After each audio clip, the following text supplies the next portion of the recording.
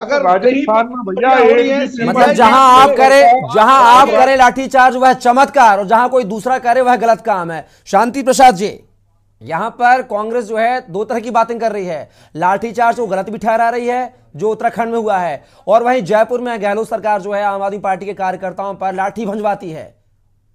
कपिल जी एक बात बताइए, यहाँ पर कोई कांग्रेस पार्टी या आम आदमी पार्टी। शिषपाल जी आ रहा हूं, आप पर आ रहा हूं। शिषपाल जी देखो आपका समय हो गया है, दूसरों को भी सुनने का धैर्य रखिए। शिषपाल जी दूसरों को भी सुनने का धैर्य रखिए, आपका समय जो होगा आपको फिर से समय दिया जाएगा। अभी शांति प्रसाद जी। शांति प्रसाद जी। मिश्रा जी, इस बात को समझने की जरूरत है कि दोनों राष्ट्रीय पार्टियों ने समय समय पर जनता के आंदोलनों को कुचला है, इसमें कोई दो राय नहीं है, फिर वो चाहे कहीं का भी मामला हो।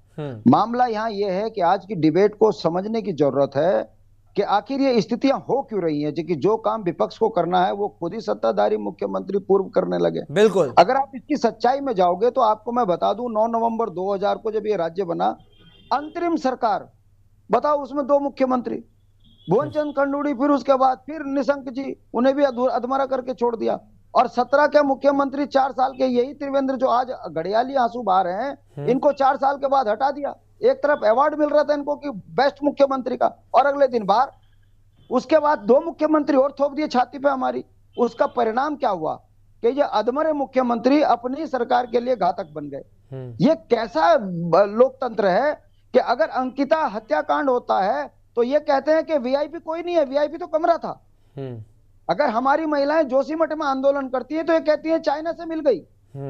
ये कितने राजनीतिक रूप से बेईमान हो चुके, इस बात को समझिए। अगर सत्याग्रह लड़के कर रहे हैं तो ये कहते हैं कि ये उपद्रवी है। अरे भाई, तुम सीबीआई जांच ना करो, तुम उत्तराखंड में बेईमानों को पोषित करो, और तुम उसके बाद ही जो है कहो कि ये इस राज्य के अंदर ये गलत नहीं, ये सही है, ये फलाना है, ढिमकाना है। अरे आंदोलन जीवी तुम कहो, देशद्रोही तुम कहो, पाकिस्तानी तुम कहो, तुम किस जगह पर आकर उत्तराखंड के जनमानस को चिढ़ा रहे हो? और अगर त्रिवेंद्र जी वाकई इतने ईमानदार हैं कि उनको इस राज्य के प्रति इतनी वफादारी है, तो फिर क्यों छाती पे चिपके हुए भाजपा की? छोड़िए, आइए सड़क पे संघर्ष कीजिए और कहिए कि मेरा अपमान किया है, नौजवान बच्चों का अपमान किया है, मैं ऐसी पार्टी में नहीं रहना चाहता। रहना भी वही है और अपनी सरकार को अस्थिर करना है। अरे प्रचंड बहुमत में भी मुख्यमंत्री काम नहीं कर पा रहा है ढंग से, चाहे वो धामी हो, चाहे त्रिवेंद्र राव हो, चाहे भगत सिंह कोश्यारी। अब आप बताइए, लोग विधायक बनने के लिए तरसते हैं, वो राज्यपाल की कुर्सी पर लात मार के फिर आ गए यहाँ पर राजनीति नोटंकी करने, और जा कर रहे हैं अपने नेता से मिलने नहीं जा रहे, मगर विपक्षियों घर में बैठ के चाय पी रहे। जब ये राजनीति होगी तो इसका नुकसान उत्तराखंड की जनता को भुगतना पड़ रहा है।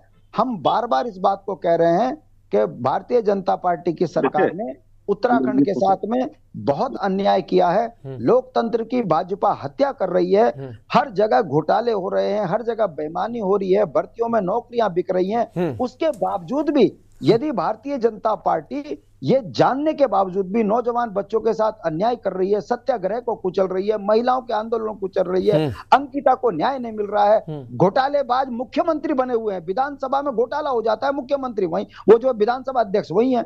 ऐसे में धामी जैसे मुख्यमंत्री के जो नौजवान मुख्यमंत्री है, वो विचलन की चिट्ठी से किसी के पत्नी के पति को नौकरी केवल इसलिए दे रहा है कि धामी जी को एक ने चिट्ठी लिखी।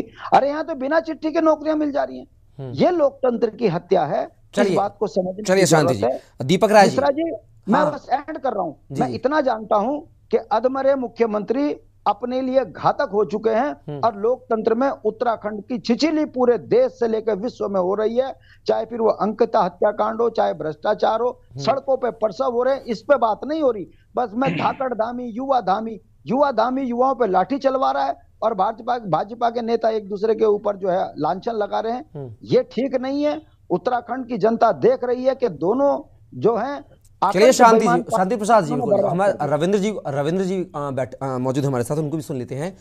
माफी चाहेंगे दीपक जी अगर बात की जाए यहाँ पर जिस तरीके से शांति प्रसाद जी ने तमाम आरोप लगाए हैं कि जो है कुर्सी पाने की जिद है। शांति प्रसाद जी का कहना है कि कुर्सी के लिए लड़ाई है, चाहे वो भगत सिंह कोश्यारी हो या फिर त्रिवेंद्र सिंह रावत हो या फिर पुष्कर सिंह धामी हो। जिस तरह से त्रिवेंद्र सिंह रावत की जो कुर्सी गई थी, उसी प्रकार से त्रिवेंद्र सिंह रावत पुष्कर सिंह धामी की कुर्सी के पीछे पड़ गए हैं। कहीं ना कहीं ऐसा जो अंदेशा है वह शांति प्रसाद जी ने यहाँ पर व्यक्त करने की कोशिश की है।